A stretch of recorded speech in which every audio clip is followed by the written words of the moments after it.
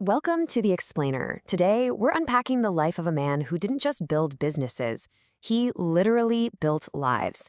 We are looking at the quiet architect of an empire, the legendary Ratan Tata. I'm so glad you're here with me today because the source material we're exploring, it isn't just about corporate strategy. It is a profoundly moving blueprint for human decency. Let's get right into it. Okay, let's dive into this because right away we're hit with this incredible paradox.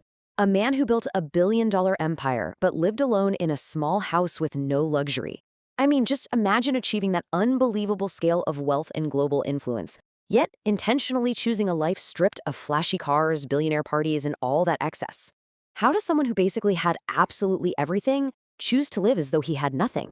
Well, to understand him, we really have to look at his beginnings. Section 1, the quiet rebel's beginning, from wealth to heartbreak.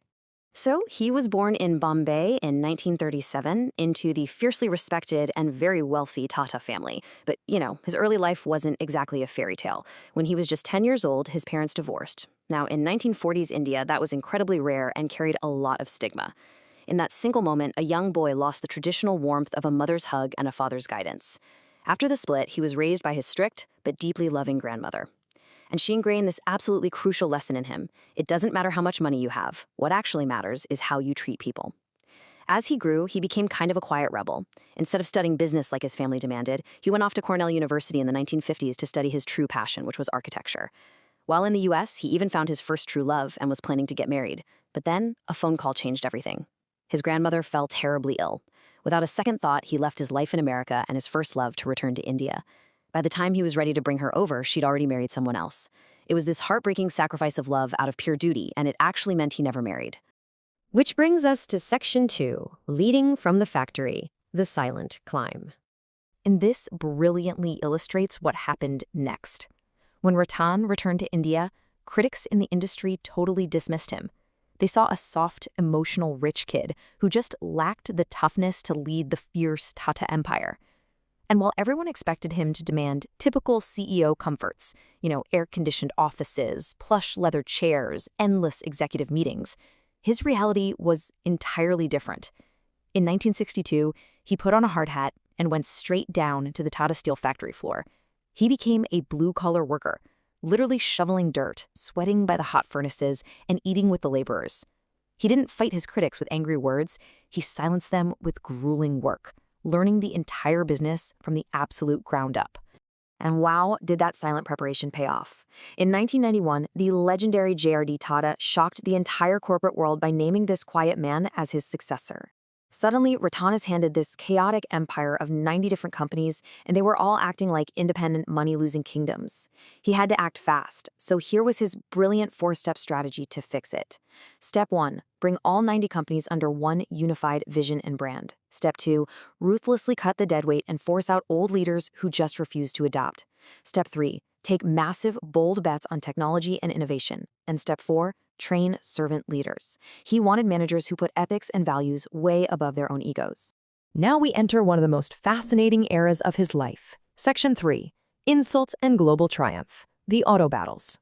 One of his absolutely boldest bets was the 1998 Tata Indica. It was India's very first completely homegrown car. It was supposed to be this massive point of national pride, but almost immediately it faced major performance issues. Sales tanked, the media mercilessly attacked him, and rival business tycoons publicly mocked him as a total failure. So, bleeding money in 1999, Ratan flew to Detroit to try and sell his struggling car division to Ford. And get this, a Ford executive looked right at him across the table and said, "You don't know anything about cars. We'll do you a favor by buying it." Ouch, right? Ratan walked out of that room in total silence. He didn't sell. He just went back to work. Fast forward to 2008. Ford was now the one in a deep financial crisis, and their chairman was the one welcoming Ratan Tata with folded hands, saying, "You are doing us a big favor by buying our company." I mean, what a masterclass in silent, dignified resilience, poetic justice at its finest.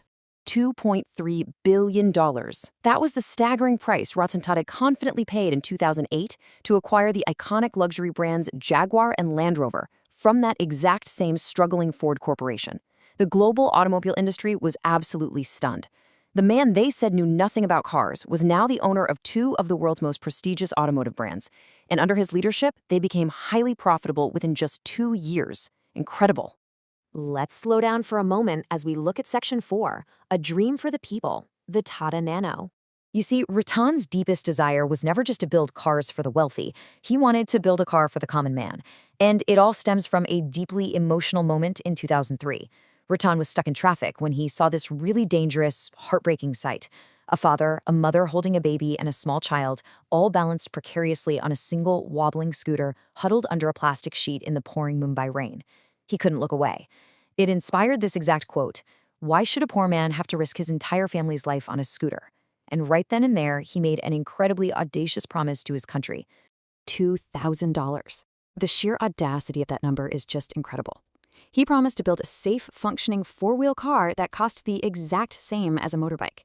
People called it impossible, they called it a cheap PR stunt, but for 5 years, his team worked silently against all the odds, and in 2008, he proudly stood on stage and revealed the Tata Nano, the cheapest car in the world, completely fulfilling his promise to the Indian people. But sadly, it was a promise built with love, yet ultimately broken by misunderstanding. Producing the Nano was just heartbreak after heartbreak.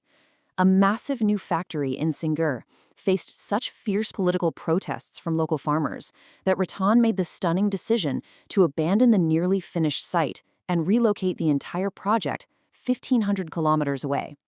And when the car finally hit the streets, well, it failed commercially.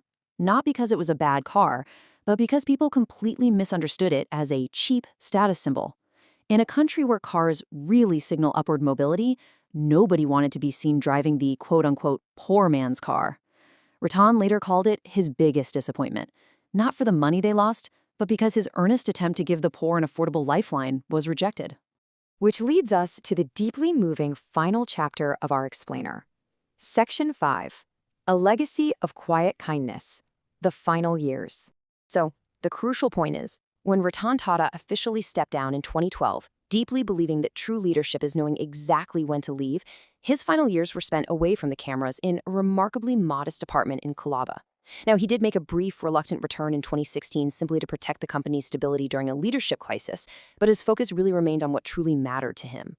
Behind the scenes, through the Tata Trusts, he was quietly giving away over $100 million every single year without ever seeking the spotlight.